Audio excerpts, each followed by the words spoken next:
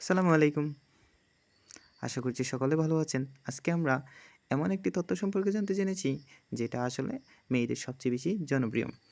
বাজারে সাধারণত বিভিন্ন ধরনের লিপস্টিক থাকলেও সাধারণত মেয়েরা সবচেয়ে বেশি যে রঙটিকে পছন্দ করে আর সেটি হচ্ছে লাল। আমার আপুরা, আমার আন্টিরা, আমার খালামণিরা কিংবা আমার শুভাকাঙ্ক্ষী যারা আছেন তারা সকলেই সাধারণত লিপস্টিক ব্যবহার করেন।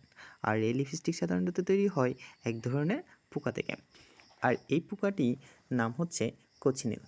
এই কোচিনিল সাধারণত চাষ করা হয় ক্যাকটাসে। আর এই ক্যাকটাস থেকে জন্ম নেয় আমাদের এই সবারই জনপ্রিয় লাল লিপস্টিক।